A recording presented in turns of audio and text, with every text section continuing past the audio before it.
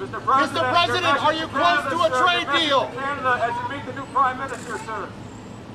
Do you think the Fed will cut interest rates tomorrow?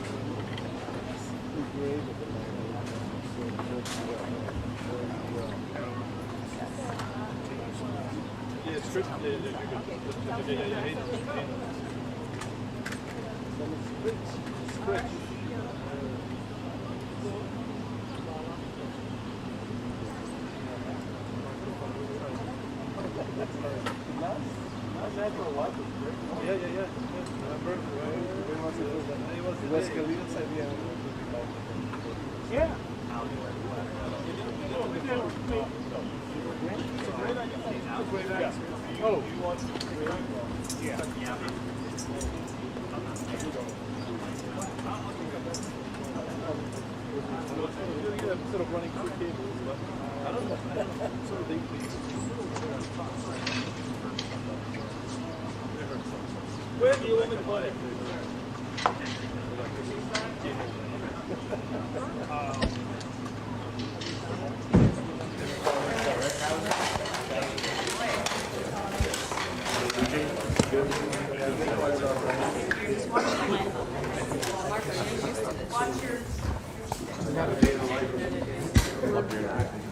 As much as you can. Somewhere near that. I watched your swearing in. She was okay. No, but it was a good interview. There's so much. There's so much. Hello. I didn't really do anything else.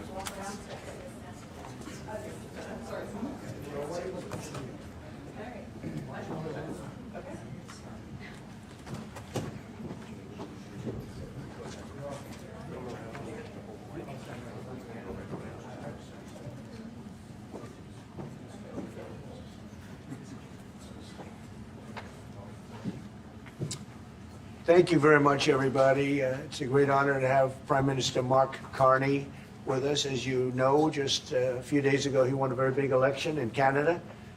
And I think I was probably the greatest thing that happened to him, but I can't take vote credit. His party was losing by a lot, and he ended up winning. So I really want to congratulate him. It was probably one of the greatest comebacks in the history of politics, maybe even greater than mine, you know. But I want to just congratulate you. That was a great election, actually. We were watching it with interest, and I think Canada chose a very talented person, a very good person, because we spoke before the election quite a few times. And it's an honor to have you at the White House and the Oval Office. And you see the new and improved Oval Office as it becomes more and more beautiful with love. You know, we handle it with great love. And 24-karat gold, that always helps too. Right? But it's been a lot of fun. We're going over some of the beautiful pictures that were stored in the vaults that were for many, many years, in some cases over 100 years.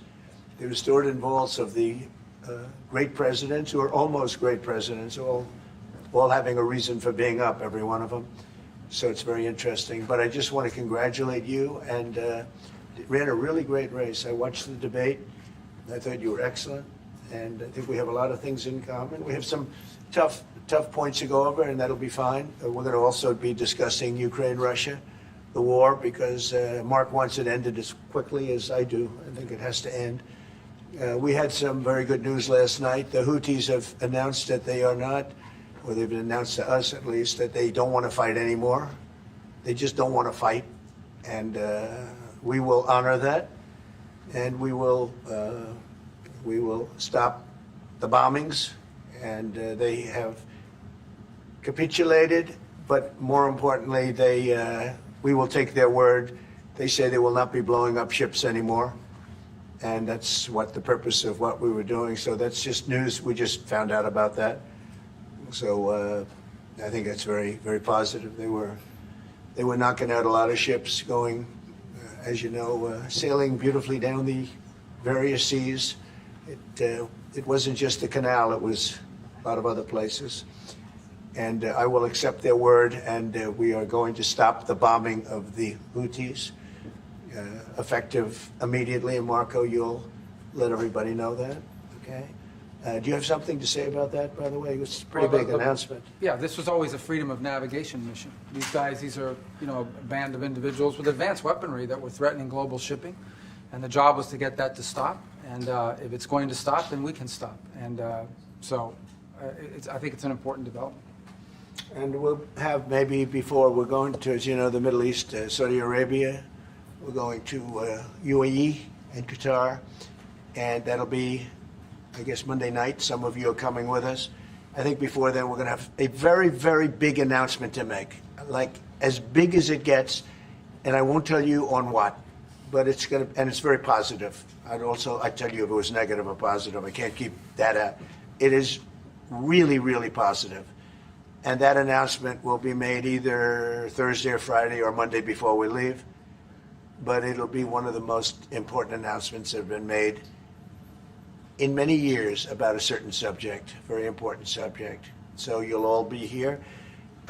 Mark, would you like to say a few words? Well, thank you, Mr. President. I'm on the edge of my seat, actually, for the big announcement. But thank you for your hospitality and above all, for your leadership. You're a transformational president, focus on the economy with a relentless focus on the American worker, securing your borders, ending the scourge of fentanyl and other opioids, and securing the world. And I've been elected with my colleagues here, with the help of my colleagues here. I'm going to spread the credit to transform Canada. With a similar focus on the economy, securing our borders, again on fentanyl, much greater focus on defense and security, securing the Arctic and developing the Arctic. And the history of Canada and the U.S. is we're stronger when we work together, and there's many opportunities to work together. And I look forward to, addressing some of those issues that we have, but also finding those areas of mutual cooperation so we can move forward. That's great. Very nice. Thank you very much. It's a very nice statement. Anybody? Is USMCA dead? No, it was actually very effective, and it's still very effective, but people have to follow it. So, that's been a problem. People haven't followed it. But it was a transitional step a little bit, and as you know, it terminates fairly shortly. It gets renegotiated very shortly. But I thought it was a very positive step from NAFTA. NAFTA was the worst trade deal in the history of our country, probably in the history of the world. And this was a transitional deal, and we'll see what happens. We're going to be starting to possibly renegotiate that if it's even necessary. I don't know that it's necessary anymore, but it served a very good purpose. And the biggest purpose it served is we got rid of NAFTA. NAFTA was a very unfair deal for the United States. A very, very terrible deal. It should have never been made. It was made many years ago, but it should have never been made. Canada and the United States. Would you like to see your first trade deal be with Canada? Our neighbors in the world? I would love that. Look, I have a lot of respect for this man, and I watched him come up in a sense through the ranks when he wasn't given much of a chance, and he ran a really great campaign. He did a really great debate. I think that debate was very helpful. I was going to raise my hand. I don't know if that's good or bad. I shouldn't say that. That might hurt you. But no, he ran a really great election, I thought. And yeah, something could happen. Something could happen. Yeah, please. What's the top concession you want out of Canada? The top concession you want out of Canada? Concession? Yes. Friendship. But that's not a concession. No, we're going to be friends with Canada. Regardless of anything, we're going to be friends with Canada. Canada is a very special place to me. I know so many people that live in Canada. My parents had relatives that lived in Canada, my mother in particular. And I love Canada. I have a lot of respect for the Canadians. Wayne Gretzky, how good, the great one. You happen to have a very, very good hockey player right here on the Capitals, who I have a lot of. He is a big, tough cookie too. Just broke the record, and he's a great guy.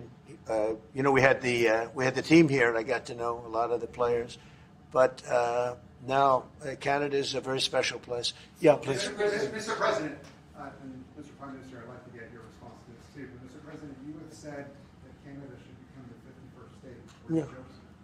No. Well, I still believe that, but it takes two to tango, right? But no, I do. I mean, I believe it would be a massive tax cut for the Canadian citizens. You get free military, you get tremendous medical cares and other things. There would be a lot of advantages, but it would be a massive tax cut. And it's also a beautiful, as a real estate developer, I'm a real estate developer at heart. When you get rid of that artificially drawn line, somebody drew that line many years ago with like a ruler, just a straight line right across the top of the country. When you look at that beautiful formation when it's together, I'm a very artistic person, but when I looked at that beauty, I said that's the way it was meant to be. But I do feel it's much better for Canada, but we're not going to be discussing that unless somebody wants to discuss it. I think that there are tremendous benefits to the Canadian citizens, tremendously lower taxes, free military, which honestly we give you essentially anyway because we're protecting Canada if you ever had a problem. But I think it would really be a wonderful marriage because it's two places that get along very well. They like each other a lot. Well, if I may, as you know from real estate, there are some places that are never for sale. That's true. We're sitting in one right now, Buckingham Palace that you visited as well. That's true. And having met with the owners of Canada over the course of the campaign last several months, it's not for sale, won't be for sale ever. But the opportunity is in the partnership and what we can build together. And we have done that in the past. And part of that, as the President just said, is with respect to our own security. And my government is committed for a step change in our investment in Canadian security and our partnership. And I'll say this as well, that the President has revitalized international security, revitalized NATO, and us playing our full weight in NATO, and that will be part of it. And they have, I must say, Canada is stepping up the military participation because Mark knew, they were low and now they're stepping it up, and that's a very important thing. But never say never. Never say never.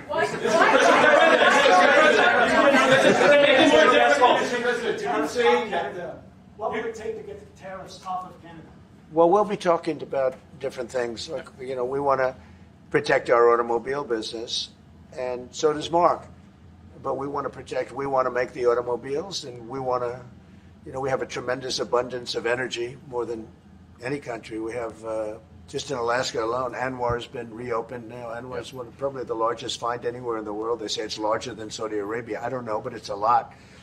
But we have tremendous amounts of energy. Other countries don't. We're both lucky in that way. They have energy. We have energy. We have more than we can ever use and more than we could ever sell, actually. And you have the same thing. So we're two countries that are very lucky. If you look at China, they don't have that. It's a big disadvantage. Other countries, most countries don't have. Most countries don't have that. So Canada and us, we have a lot of advantages over other places. Mr. President, when you consider what Mr. Carney just said, that Canada is not for sale, does this make the discussion a little more difficult to start on? No, not at all. No, not at all. No, time will tell. It's only time. But I say never. I've had many, many things that were not doable, and they ended up being doable, and only doable in a very friendly way. But if it's to everybody's benefit, Canada loves us and we love Canada. That's, I think, the number one thing that's important. But we'll see. I mean, over time, we'll see what happens. China. I was hoping you can clarify something. Earlier this morning in Capitol Hill, Secretary Bessent said that there had been no negotiations yet with China. You have said something differently. Can you clarify that? They want to meet, and they're doing no business right now. And those ships are turning around in the Pacific Ocean.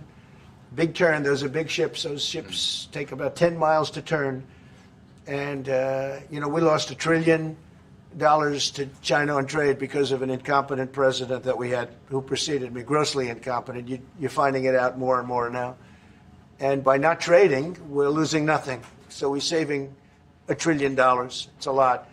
But they want to negotiate and they want to have a meeting, and we'll be meeting with them at the right time. But you haven't met with them yet. I have not met with them, of course. You would know if I met. I'd tell you they want to meet.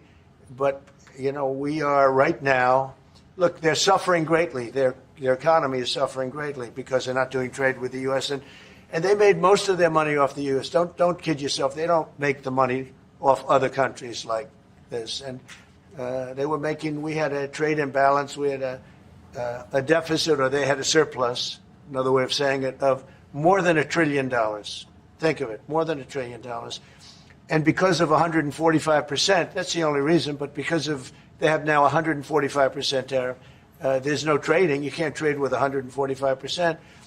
We are, therefore, making, in a certain way, I guess, $1.1 trillion. In other words, we're not losing $1.1 trillion. Our deficit is much better. When I started, I say we were losing billions of dollars a day on trade.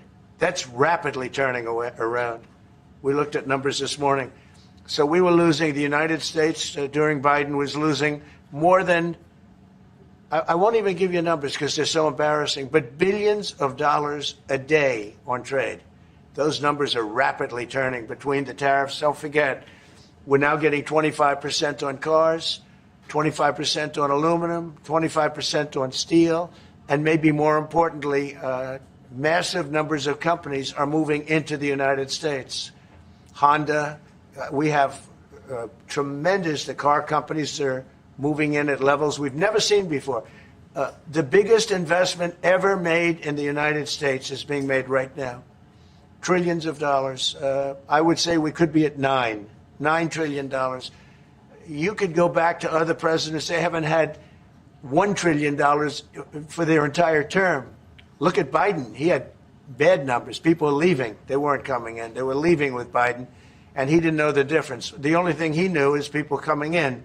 You know who they were? Illegal immigrants, okay, from prisons, from mental institutions, from all sorts of places that weren't good, from gangs, from Venezuela. They were coming in and they were criminals and murderers, 11,888 people that murdered, and at least half of them murdered more than one person. This is what Biden led into our country. I'm bringing in big companies. We have Apple is investing $500 billion. We have Jensen, as you know, is going to be biggest chip maker, or chip thinker, I call him. He's really a thinker more than a maker. But we also have the maker, Mr. Wei. I get to know them all in it was a cram course. But they're all moving into America because of the tariffs. And I don't think people have appreciated it. Some people do. Some of the smart people do. So we have more money coming in. It's really an amazing thing. We have more money being invested in the United States now than at any time ever before in our history, and it's not even close. And I think the real number could be 9 or 10 trillion. We don't know everybody that's doing it. We have many. I just heard about a plant that's being built right now, a very, very top-of-the-line company. And they didn't come to the White House. They're just doing it because they're making it because if they build here, there are no tariffs. And this is the big market. This is the market. That sets us apart from it. This is the market where everyone wants to be. Now, if I didn't come here and do this, all of a sudden we wouldn't be the market where everyone wants to be. So we're able to do it in time. But we're going to have a great announcement. And I'm not necessarily saying it's on trade. Going to the beginning, we're going to have a great announcement over the next few days, an announcement that will be so incredible, so positive. And I'm not saying, I don't want you to think it's necessarily on trade. Just to finish, we also have a situation, because everyone says, when are you going to sign deals? We don't have to sign deals. We could sign 25 deals right now, Howard, if we wanted. We don't have to sign deals. They have to sign deals with us. They want a piece of our market. We don't want a piece of their market. We don't care about their market. They want a piece of our market. So we can just sit down, and I'll do this at some point over the next 2 weeks, and I'll sit with Howard and Scott and with our great vice president, who has done a really good job. We have some good news to report on a lot of fronts. but JD will be there and Marco, and we're going to sit down and we're going to put very fair numbers down, and we're going to say, here's what this country, what we want, and congratulations, we have a deal. And they'll either say, great, and they'll start shopping, or they'll say, not good, we're not going to do it. And I said, that's okay, you don't have to shop. Now, we may think, well, they have a right, that maybe we were a little bit wrong, so we'll adjust it. And then you people will say, oh, it's so chaotic. No, we're flexible. But we'll sit down and we'll, at some point, in some cases, we'll sign some deals. It's much less important than what I'm talking about. For the most part, we're just going to put down a number and say, this is what you're going to pay to shop. And it's going to be a very fair number. It'll be a low number. We're not looking to hurt countries. We want to help countries. We want to be friendly with countries. But you keep writing about deals. When are we going to sign? When? It's very simple. We're going to say, in some cases, we want you to open up your country. In some cases, we want you to drop your tariffs. I mean, India, as an example, is one of the highest tariffs in the world. We're not going to put up with that. And they've agreed already to drop it. They'll drop it to nothing. They've already agreed. They would have never done that for anybody else but me. So we're going to put down some numbers, and we're going to say our country is open for business. And they're going to come in, and they're going to pay for the privilege of being able to shop in the United States of America. It's very simple. It's very simple. So I wish they'd stop asking, how many deals are you signing this week? Because one day we'll come and we'll give you 100 deals. And they don't have to sign. All they have to do is say, oh, we'll start sending our ships right now to pick up whatever we want or to bring whatever we want. It's very, very simple. And I think my people haven't made it clear. We will sign some deals, but much bigger than that is we're going to put down the price that people are going to have to pay to shop in the United States. Think of us as a super luxury store, a store that has the goods. You're going to come and you're going to pay a price, and we're going to give you a very good price. We're going to make very good deals. And in some cases, we'll adjust. But that's where it is. And we've been ripped off by everybody for 50 years, and we're just not going to do that anymore. We can't do that. And we can't let any country do that to us. We're just not going to do it anymore.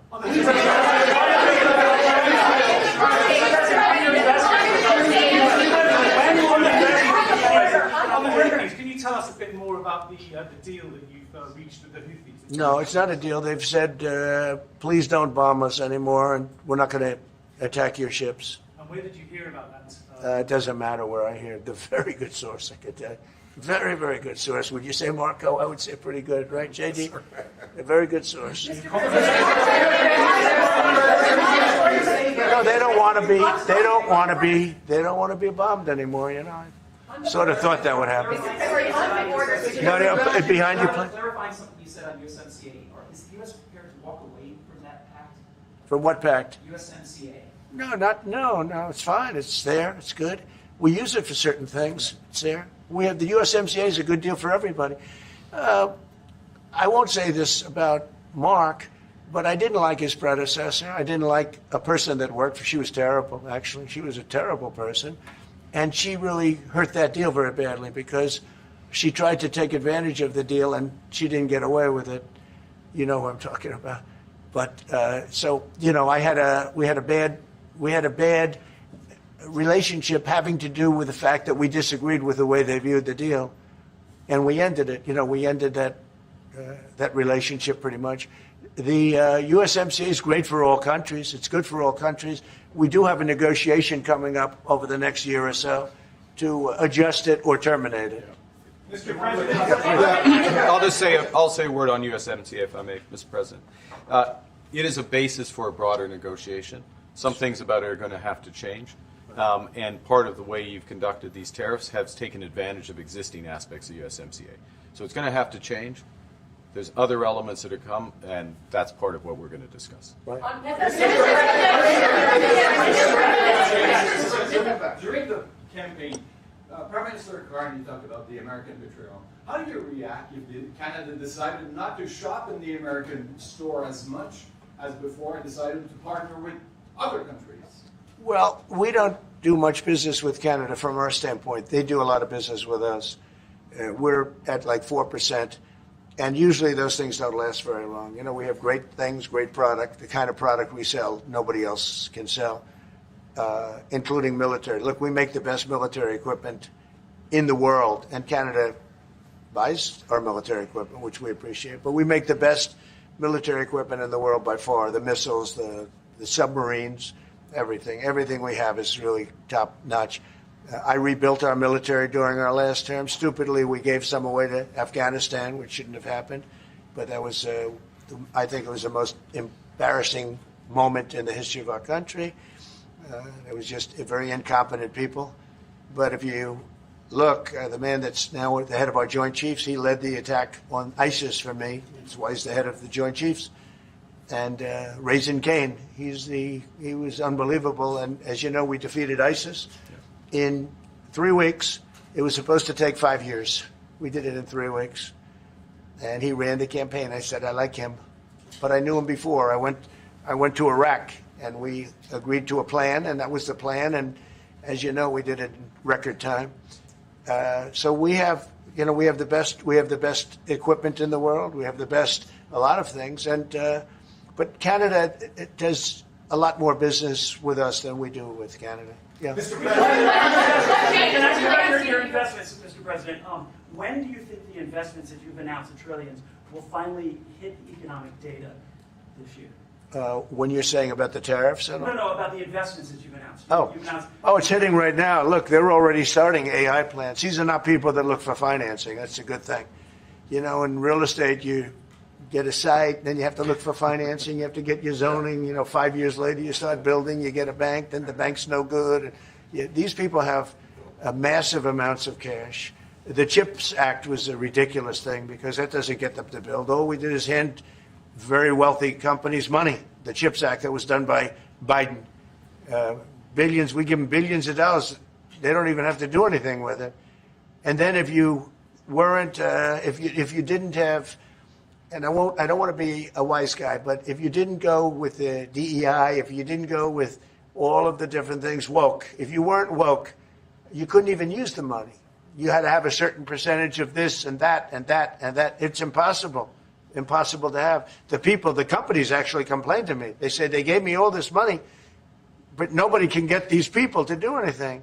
I mean, look, President Obama, and if he wanted help, I'd give him help because I'm a really good builder and I build on time, on budget. He's building his library in Chicago. It's a disaster.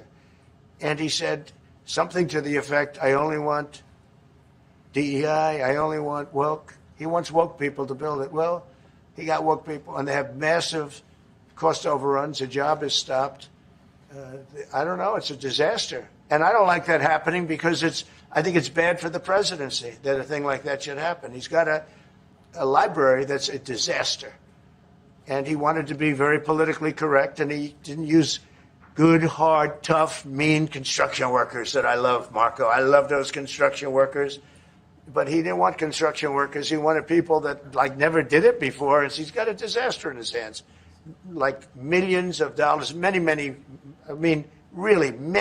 of dollars over budget. And I would love to help him with it, or somebody else. I could recommend professionals, but it was not built in a professional manner. By the way, nor was in California a little train going from San Francisco to Los Angeles that's being run by Gavin Newsom, the governor of California. Did you ever hear of Gavin Newsom? He has got, that train is the worst cost overrun I've ever seen. It's like totally out of control. So then they said, all right, we won't go into San Francisco. We'll stop 25 miles short. And we won't go into Los Angeles. We'll stop 25 miles short. It's hundreds of billions of dollars for this stupid project that should have never been built. And then they realized that it would have been a lot less costly if we just gave limousine service back and forth and gave it free. They would have saved hundreds of billions of dollars. They have airplanes that go there for one 1/100th the cost. And they have cars. They have a thing called the highway that goes back and forth. It's not fully utilized. And they got involved with this project. And Gavin, you know, I always liked Gavin. I had a good relationship with him. I just got him a lot of water. You know, I sent in people to open up that water because he refused to do it. And we just got them a lot of water. If they would have had that water, and if they would have done what I said to do, they wouldn't have had the fires in Los Angeles. Those fires would have been put out very quickly. But if you think about it, and you got to take a look at this, it's the worst cost overrun I've ever seen. I've watched a lot of stupid people build a lot of stupid things, but that's the worst cost overrun I've ever seen. What's happening between San Francisco and Los Angeles. And you ought to ask about that, because this government is not going to pay. I told our very great new Secretary of Transportation, he's doing a good job, Sean Duffy, I said, we're not going to pay for that thing. They are just, it's out of control. This is something that you don't have things like this. It's not even conceivable. Like 30 times over budget, 30 times. It's the craziest thing and now it's hundreds of, it was supposed to be a simple train. And I think the media should take a look at it. And I'd love him to run for president on the other side. You know, I'd love to see that. But I don't think he's going to be running, because that one project alone, well, that and the fires and a lot of other things, pretty much put him out of the race. Mr. President, what changes would you like to see to the USMCA? Or what changes would you like to make? We're going to work on some subtle changes, maybe. I don't even know if we're going to be dealing with the USMCA. We're dealing more with concepts right now. Look, right now, we're doing trade. We have trade. They're paying a tariff on cars and steel and aluminum. And I think we have a baseline of 10% or something like that for the tariffs. But we're getting along very well. Right now, going no further, but we have an agreement. We did something with even parts. You want to discuss that, Howard, with respect to Canada, which helps Canada out? Sure. So we've made an arrangement with the car companies that 15% of their USMCA parts are included, and then 15% of foreign parts from the manufactured suggested retail price are not tariffed, to help domestic manufacturing really thrive. So it gave them a chance to be able to build their car parts factories if they're going to. A lot of these companies already have factories, and what they have to do is just fill them out. But they're able to build them in the United States, so we gave them a pretty substantial period of time. Just to clarify, Mr. President, is there anything the Prime Minister can say to you today to change your mind on tariffing Canada? Tariffing cars? Tariffing Canada. Is there anything he could say to you in the course of your meetings with him today that would get you to lift tariffs on Canada? No. Why not? Just the way it is. What's the first state? Yeah. If Canadians don't want it, would you respect that? Sure, I would. But this is not necessarily a one-day deal. This is over a period of time they have to make that decision. Yes, go ahead. Yeah, if I may. If respectfully, Canadians' view on this is not going to change on the 51st state. Secondly, we are the largest client of the United States in the totality of all the goods. So we are the largest client of the United States. We have a tremendous auto sector between the two of us, and the changes that made have been helpful. 50% of a car that comes from Canada is American. That's not like anywhere else in the world. And to your question about is there one thing? No, this is a bigger discussion. There are much bigger forces involved, and this will take some time and some discussions, and that's why we're here, to have those discussions, and that is represented by who's sitting around the table. See, the conflict is, and this is very friendly. We're not. This is not going to be like we had another little blow up with somebody else. That was a much different. This is a very friendly conversation, but we want to make our own cars. We don't really want cars from Canada, and we put tariffs on cars from Canada, and at a certain point, it won't make economic sense for Canada to build those cars. And we don't want steel from Canada because we're making our own steel, and we're having massive steel plants being built right now as we speak. We really don't want Canadian steel, and we don't want Canadian aluminum and various other things because we want to be able to do it ourselves. And we, because of past thinking of people, we have a tremendous deficit with Canada. In other words, they have a surplus with us. And there's no reason for us to be subsidizing Canada. Canada's a place that will have to be able to take care of itself economically. I assume they can. I will tell you that Trudeau, when I spoke to him, I used to call him Governor Trudeau. I think That probably didn't help his election. But when I spoke to him, I said, so why are we taking your cars? Why are we taking we want to make them ourselves. I mean, I said, and if the price of your cars went up, or if we put a tariff on your cars of 25%, what would that mean to you? He said, that would mean the end of Canada. He actually said that to me. And I said, that's a strange answer, but I understand his answer. But no, I mean, it's hard to justify subsidizing Canada to the tune of maybe $200 billion a year. We protect Canada militarily, and we always will. We're going to, that's not a money thing. But we always will. But, it's not fair. But why are we subsidizing Canada $200 billion a year, or whatever the number might be? It's a very substantial number. And it's hard for the American taxpayer to say, gee whiz, we love doing that. Thank you very much. We're going to have a very substantive. Thank you. Thank you very much. Canada is not contributing 50% of Sir, NATO spending? You come out, Canada's NATO spending, cut it out, thanks guys. You should deal with it. Why don't people in the party come here? Why do you call this president? Thanks guys, we're out. Are you going to the World Cup games? Thanks guys, keep going. I'm just waiting for my pen. Thank you. Sorry. Good. Thank you.